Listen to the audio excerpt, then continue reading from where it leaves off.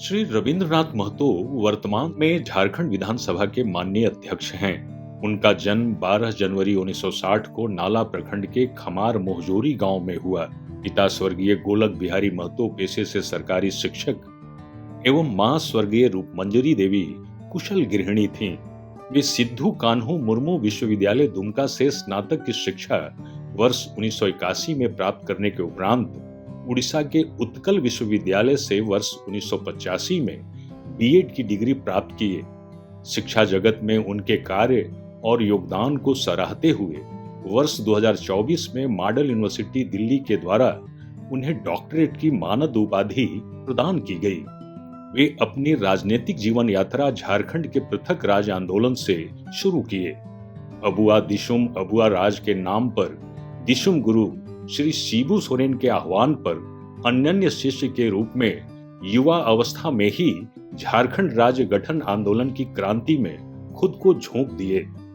झारखंड गठन से पहले सक्रिय राजनीति में उनका प्रादुर्भाव हुआ। राज्य गठन के आंदोलन के दौरान कई बार जेल की यातनाएं सहनी पड़ी। झारखंड क्षेत्र स्वायत्तशासी परिषद के स्थापना काल से ही झारखंड क्षेत्र स्वायत्तशासी परिषद के सदस्य रहे। एकीकृत बिहार में नाला विधानसभा क्षेत्र से बिहार विधानसभा के लिए पहला चुनाव लड़े, लेकिन कुछ 100 से कम मतांतर से सफल नहीं रहना उनके लिए यह निश्चित कर चुका था कि रविंद्रनाथ महतो नाला विधानसभा क्षेत्र के अगले जनप्रतिनिधि होंगे।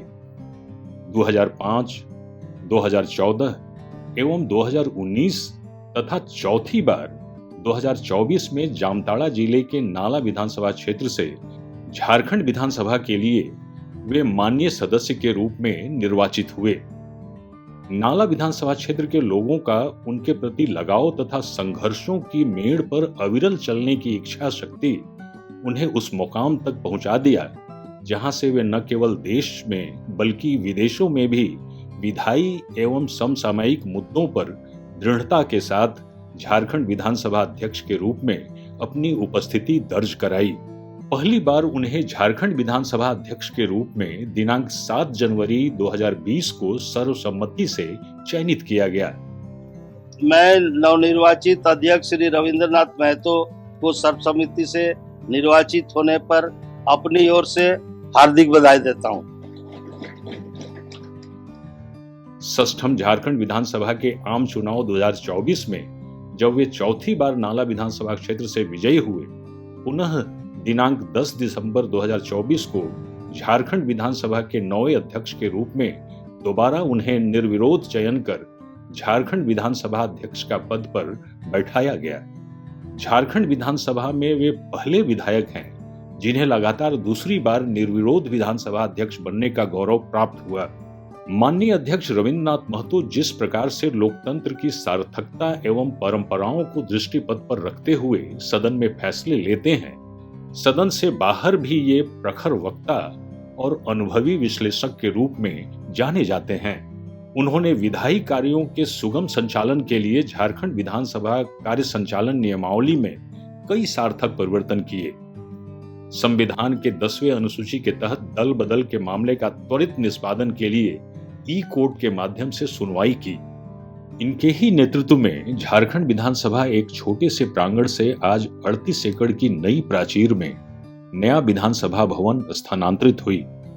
वास्तु के नवीनतम प्रयोग एवं टेक्नोलॉजी के अद्वितीय मिलन से स्थापत्य का विशालकाय भवन के रूप में जिस प्रकार झारखंड विधानसभा का नाम पूरे देश में हो रहा है, उसी प्रकार से माननीय अध्यक्ष द्वारा सदन की परंपराओं एवं कार्यवाही से जनमानस को जोड़ने और समझने के लिए अपने मार्गदर्शन में झारखंड विधानसभा टीवी जेबीएस टीवी के रूप में झारखंड विधानसभा का डिजिटल प्लेटफॉर्म प्रदान कर देश के विधानसभाओं में अद्वितीय मिसाल कायम किया।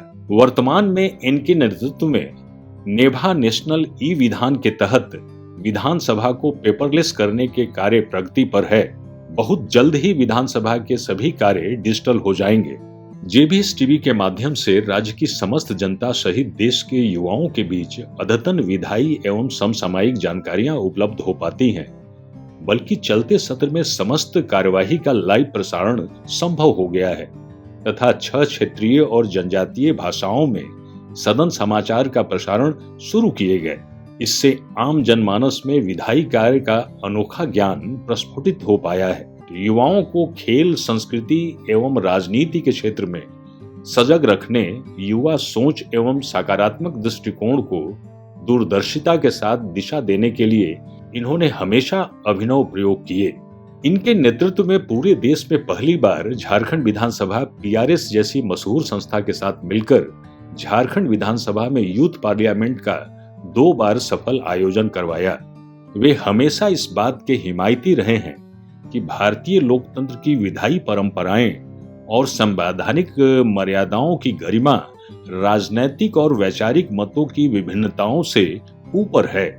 उन्होंने देश के विधायिका के मर्मज्ञ विश्लेषकों एवं विधि विशेषज्ञों को संघ और राज्य के संबंधों पर संगोष्ठी के माध्यम से संविधान के संघीय संरचना पर सार्थक बहस के लिए मंच प्रदान किए।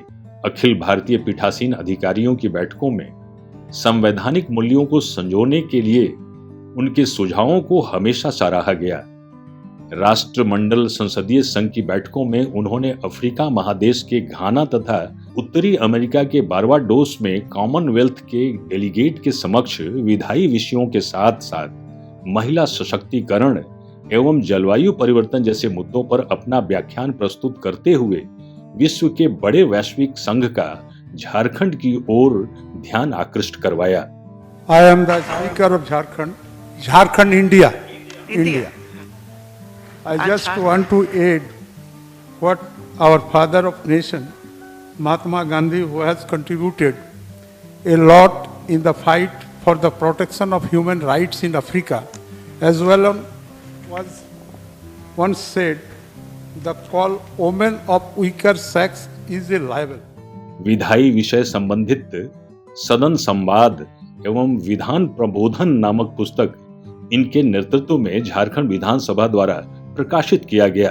इनकी पुस्तक विचारों के 11 अध्याय प्रभात प्रकाशन द्वारा प्रकाशित की गई है, जिसका विमोचन माननीय मुख्यमंत्री श्री हेमंत सोरेन द्वारा किया गया। यह पुस्तक न केवल इनकी अभिरुचि बल्कि इनके सोच की समग्रता को दर्शाता है, जो समस्त ब्रह्मांड को एक पाठशाला के रूप में निरूपित करता है।